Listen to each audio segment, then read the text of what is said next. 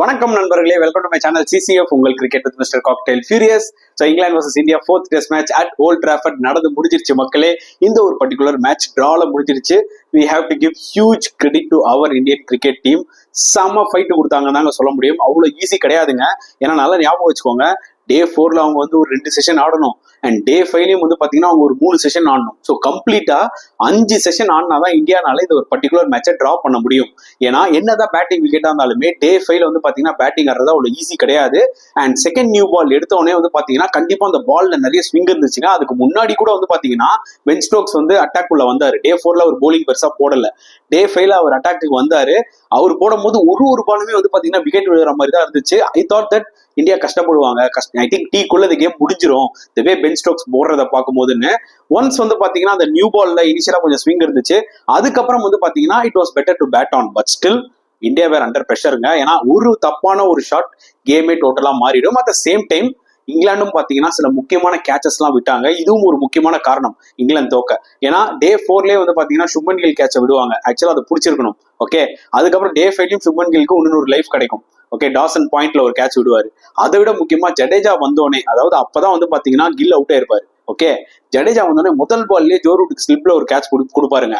அதை பிடிச்சிருந்தாருன்னு வச்சுக்கோங்களேன், Joe root game டோட்டலாவே மாறி இருக்கும். I think England will be so disappointed இவ்வளவு கேச்சஸ் விட்டதுக்கு. அதுல டவுட்டே கிடையாது.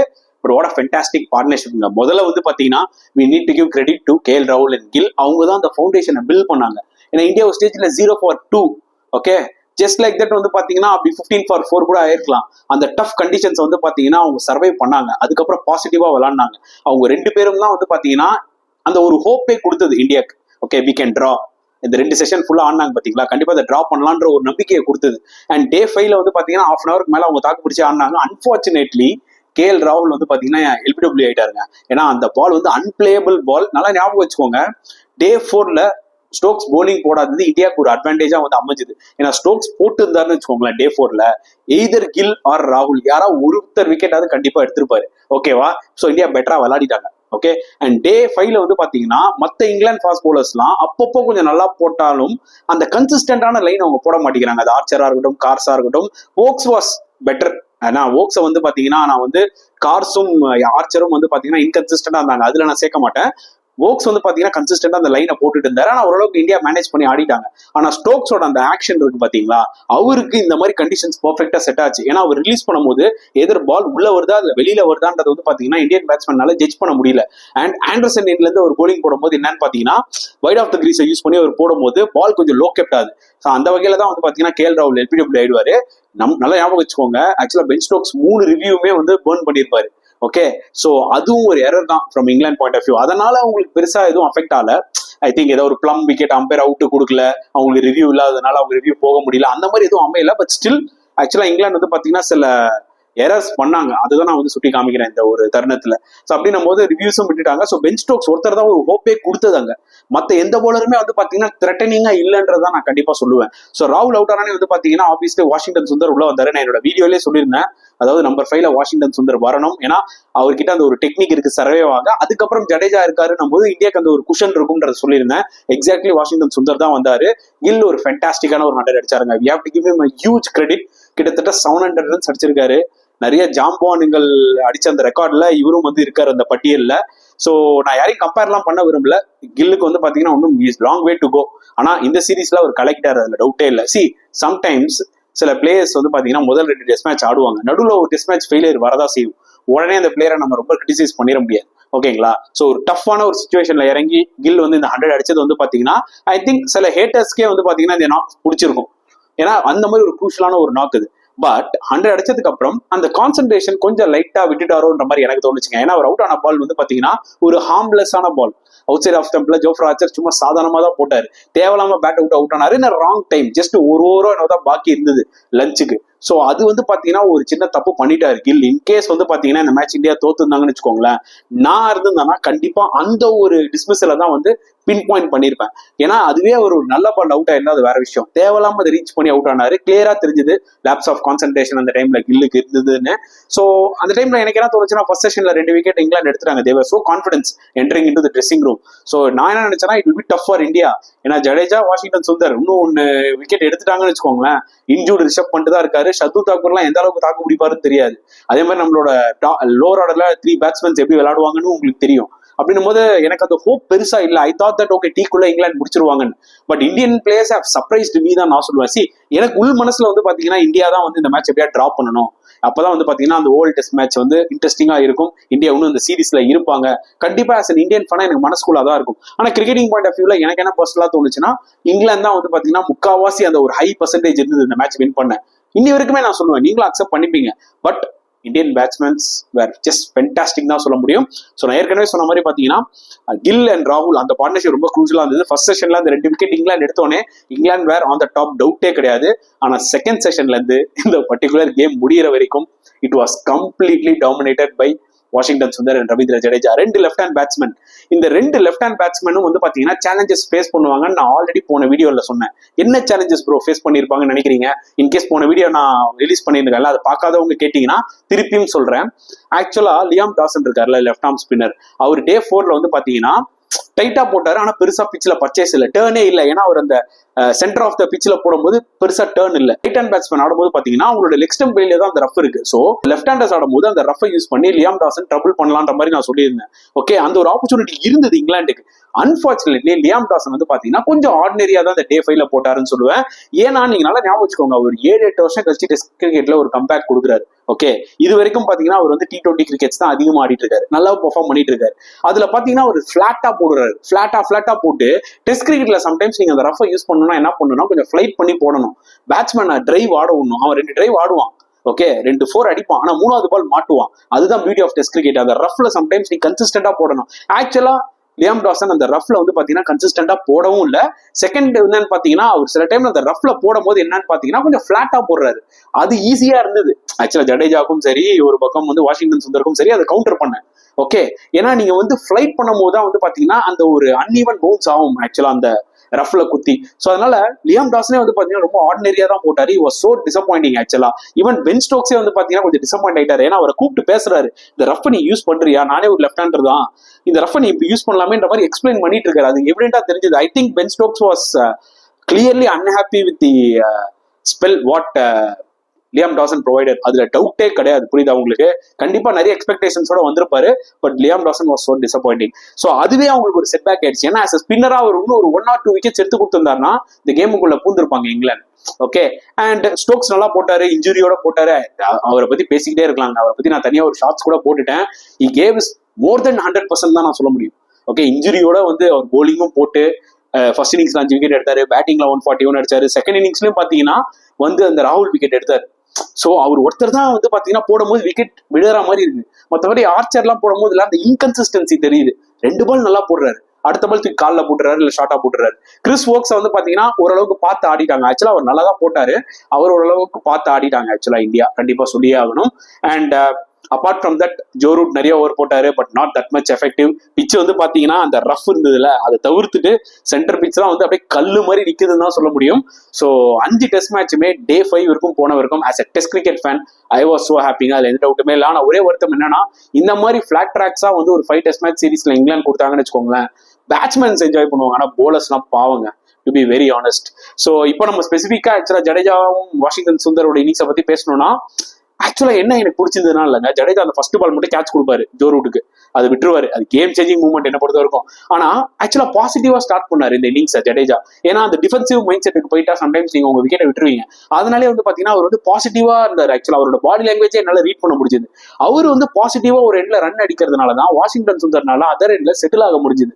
ஸோ அந்த காம்பினேஷன் பெர்ஃபெக்டா செட் ஆச்சுன்னு தான் நான் கண்டிப்பா சொல்லுவேன். அதுக்கப்புறம் ஒன்ஸ் அந்த கண்டிஷன்ஸை ரீட் பண்ணதுக்கு அப்புறம் 2 பேருமே அவங்களோட டிஃபென்ஸ்ல ரொம்ப ஸ்ட்ராங்கா இருந்தாங்க. அது நீ லியாம் டாசன் போடுறதா இருக்கட்டும், ஒரு பக்கம் ஜோ ரூட் போடட்டும், இல்ல பென் ஸ்டோக்ஸே போடட்டும். என்ன ஆச்சுன்னா பென் ஸ்டோக்ஸ்க்கு அந்த ரைட் ஹேண்ட் பேட்ஸ்மேனுக்கு பால் ஒரு மாதிரி ஆண்டர்சன் எண்ட்ல லோ கெப்ட் ஆகி வந்தது இல்ல, அந்த மாதிரி லெஃப்ட் ஹேண்ட் பேட்ஸ்மேன்ஸ்க்கு பெருசா வந்து அவருக்கு வந்து பாத்தீங்கன்னா அந்த பர்ச்சேஸ் இல்ல விக்கெட்ல. அதனால அவருக்கு அந்த ஒரு ஜிப்பு கிடைக்கல ஆக்சுவலா லெஃப்ட் ஹேண்டர்ஸ்க்கு போடும்போது. இந்தியாவுக்கு கரெக்டா வந்து அமைஞ்சது. நான் என்ன நினைச்சேன்னா லெஃப்ட் ஹேண்டர்ஸ் வந்தாங்கன்னா டாசன் போலிங்ல ஸ்ட்ரகிள் ஆவாங்கன்னு நினைச்சேன். சின்ஸ் டாசன் வந்து ஆர்டினரியா போட்டதுனால Indian batsmen left hand batsmen ரெண்டு பேருமே ஜடேஜாவும் வாஷிங்டன் சுந்தரும் பெட்டரா ஆடிட்டாங்க. Fast bowlers obviously they will play well, அது நம்மளுக்கு நல்லாவே தெரியும்.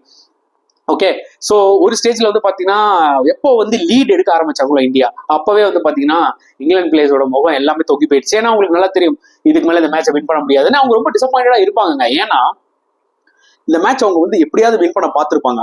உயிரை கொடுத்து விளாண்டாங்க. ஓகே, இந்தியாவை 358 ஆல் அவுட் பண்ணாங்க. முக்கியமா பென் ஸ்டோக்ஸ் தான் உயிரை கொடுத்து ஆடினாரு. அவருக்கு நம்ம ஹியூஜ் கிரெடிட் கொடுக்கணும்.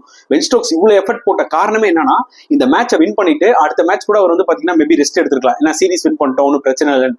இவ்வளவு எஃபர்ட் போட்டும் கடைசியில வந்து இந்த மேட்சை வின் பண்ண முடியலையே, டிரா ஆயிடுச்சுன்ற ஒரு கவலை அவர்கிட்ட மூஞ்சில தெரிஞ்சுது பிரசன்டேஷன்ல. அது மட்டும் எவிடென்டா நான் சொல்றேன். சோ கண்டிப்பா அதுல வந்து ஒரு விஷயத்துல டிசப்பாயிண்ட் ஆயிருப்பாங்க. சோ ஒரு ஸ்டேஜ்ல இவங்க வந்து பாத்தீங்கன்னா லைக் இந்தியா வந்து ஒரு 60-70 ரன்ஸ் லீட் எடுத்துட்டாங்க. ஜடேஜா ஒரு 85ல இருக்காரு, வாஷிங்டன் சுந்தர் 80ல இருக்காரு. சடனா வந்து பாத்தீங்கன்னா பென் ஸ்டோக்ஸ் வந்து கை கொடுக்க வந்தாரு ஜடேஜா கிட்ட. ஓகே ஜடு முடிச்சிடலாம் மேட்சை டிரான்னு.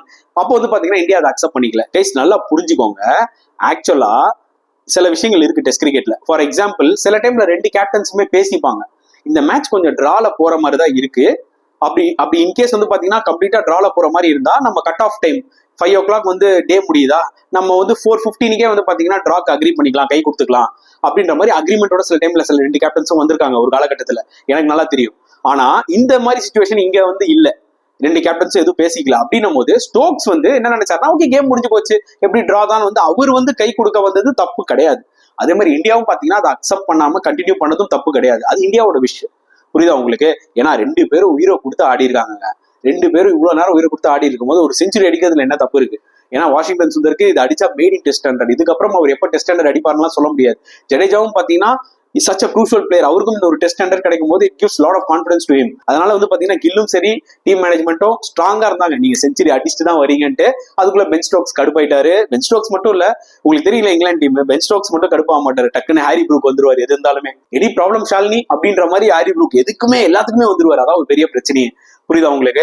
அதே மாதிரி பாத்தீங்கன்னா பென் டக்கெட்டும் வந்துருவாரு. ஒரு எண்ட்ல வந்து பாத்தீங்கன்னா ஜாக் டிராலி வந்துட்டாரு, கை கொடுக்க வேண்டியதான ஜடு, முடிச்சிருங்க டிராப் பண்ணிருங்க அப்படின்னு. ஒரு ஸ்டேஜ்ல பென் ஸ்டோக்ஸ் வந்து இல்ல நான் ஹாரி ப்ரூக்கை தான் போலிங் போட சொல்ல போறேன், ஹாரி ப்ரூக் பால்ல நீ செஞ்சுரி அடிக்கணுமா, உனக்கு தேவையா, இதெல்லாம் கொஞ்சம் அவாய்ட் பண்ணிக்கலாமோ தோணுச்சு எனக்கு பென் ஸ்டோக்ஸ். ஏன்னா எண்ட் ஆஃப் தி டே என்ன வேணா சொல்லுங்க, international runs are international runs.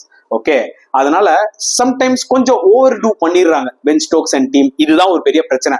ஆனா அவங்க கிரவுண்டுக்குள்ளதாங்க இந்த மாதிரிலாம் பண்ணிக்கிறாங்க. ஒன்ஸ் மேட்ச் முடிஞ்சதுக்கு அப்புறம் ப்ரொஃபஷனலிசம் காமிக்கிறாங்க தான் கண்டிப்பா சொல்லி ஆகணும். ஏன்னா அந்த கிரவுண்ட்ல வந்து பாத்தீங்கன்னா அவங்க ஜடேஜாவும் வாஷிங்டன் சுந்தர தான் ஃப்ரண்ட்ல நடக்க விட்டாங்க. ஏன்னா ரெண்டு பேரும் 100 அடிச்சிருக்காங்க, அந்த ரெஸ்பெக்ட் கொடுக்கணும்னு. இனிஷியலா கையெல்லாம் அவங்க கொடுத்துக்கல, கொஞ்சம் ஒரு மாதிரி ஜடேஜாக்கும் ஸ்டோக்ஸ்க்கும் வாக்குவாதம் சொன்னதை விட ஸ்டோக்ஸ் வந்து அனிமேட்டடா இருந்தாரு, ஜடேஜா சூப்பரா ஹேண்டில் பண்ணாரு இந்த சிச்சுவேஷனை.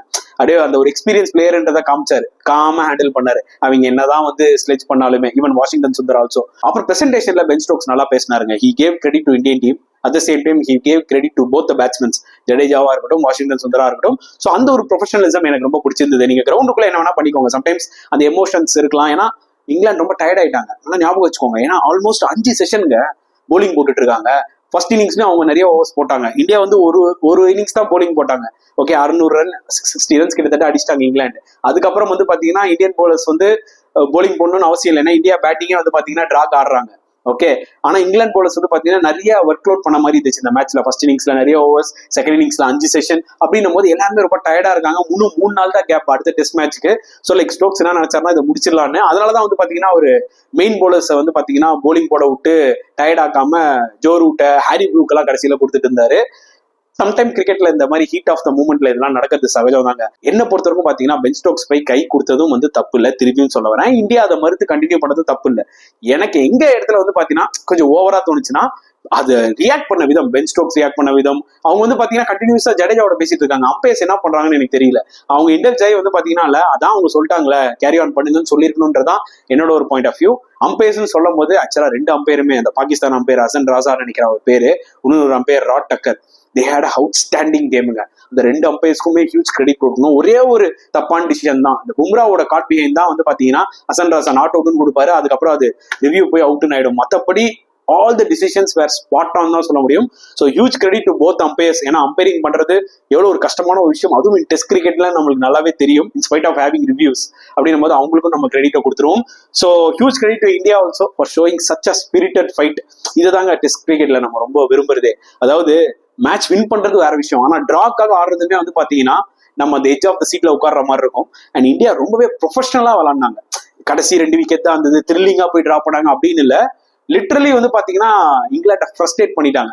Okay, the last just only 2 wickets in day 5. என்னதான் பாட்டா விக்கெட்டா இருக்கட்டும், அண்டர் பிரஷர்ல இந்தியா கிரம்பிள் ஆகி நம்ம நிறைய பார்த்திருக்கோம். அந்த வகையில தான் இந்தியா கிரம்பிள் ஆயிடுவாங்களோன்ற மாதிரி நான் சொல்லியிருந்தேன் day 4ல. But they proved so many people wrong. They showed lot of fight. So இப்போ வந்து பாத்தீங்கன்னா 2-1 சீரிஸ் வந்து நின்றுருக்கு. So Oval test match is going to be so crucial for India. எப்படியாவது வின் பண்ணி சீரிஸை 2-2 லெவல் பண்ண பார்ப்பாங்க. இங்கிலாந்து பொறுத்த வரைக்கும் பாத்தீங்கன்னா அவங்க டிரா பண்ணாலே போதும் இந்த சீரிஸை வின் பண்ணிடுவாங்க. ஆனா இங்கிலாந்தோட அப்ரோச் டிராவ் நோக்கி என்னைக்குமே போனதில்லை. ஏன்னா இதுவே ரேர் கேஸ் தான். ஐ திங்க் பென் ஸ்டோக் கேப்டன்ஷிப்லயே இது 2வது டிரான்னு நினைக்கிறேன். அந்த 2 டிராவுமே ஓல்ட் டிராஃபர்ட்ல தான் வந்திருக்கு. ஆக்சுவலா மழை வரும்னு சொன்னாங்க பாருங்க, மழை கூட வரல. ஆக்சுவலா அதனாலதான் எனக்கு இந்தியாவோட பெர்ஃபார்மன்ஸை பார்க்கும்போது ரொம்ப ஒரு மாதிரி பிரமிச்சு போய் நான் நின்றேன். ஏன்னா மழை வந்து கொஞ்சம் சேவ் பண்ணியிருந்தா கூட பரவாயில்ல. ஹோல் day 5 வந்து பாத்தீங்கன்னா அந்த 2 டீமுமே மாத்தி மாத்தி மாத்தி ஃபைட் பண்ண விதம், இந்த என்டையர் சீரீஸே வந்து பாத்தீங்கன்னா 2 டீமும் அந்த அளவுக்கு வந்து பாத்தீங்கன்னா ஒரு ஃபைட்டிங் ஸ்பிரிட்டோட ஆடி இருக்காங்கன்னு கண்டிப்பா சொல்லி ஆரம்பிச்சா. நான் 2 டீமுமே அப்ரிஷியேட் பண்றேன். முக்கியமா இந்தியா இந்த ஒரு பர்டிகுலர் டெஸ்ட் மேட்ச் வந்து பாத்தீங்கன்னா தோத்து இருந்தாங்கன்னா சீரீஸ் முடிஞ்சு போயிருக்கும். ஸோ அதனால முக்கியமா இந்தியாவுக்கு ஒரு மிகப்பெரிய அப்ரிசியேஷனை கொடுத்து இந்த வீடியோவை நான் முடிக்கிறேன். ஸோ இன்னும் ஒரு 2-3 டேஸ்ல வந்து பாத்தீங்கன்னா 5th டெஸ்ட் மேட்சும் ஸ்டார்ட் ஆயிடும். ஸோ அதுக்கு முன்னாடி என்னோட ரிவ்யூ வீடியோ வரும். ஸோ என்னோட லைவ் வீடியோஸும் வந்து பாத்தீங்கன்னா சூப்பரா போச்சு இன்னைக்கு. I'm so happy. At the same time என்னோட ஷார்ட்ஸ் வீடியோஸ்க்கும் வந்து பாத்தீங்கன்னா உங்களோட சப்போர்ட்டை கொடுங்க. அண்ட் உங்களோட கருத்துக்களை மறக்காம இந்த வீடியோல கமெண்ட் செக்ஷன்ல போட்டுருங்க. இந்த வீடியோ பிடிச்சிருந்தா லைக் பண்ணுங்க, ஷேர் பண்ணுங்க, முடிஞ்சா சப்ஸ்கிரைப் பண்ணுங்க. ஸோ நெக்ஸ்ட் வீடியோல பார்க்கலாம் ஃப்ரெண்ட்ஸ். Until then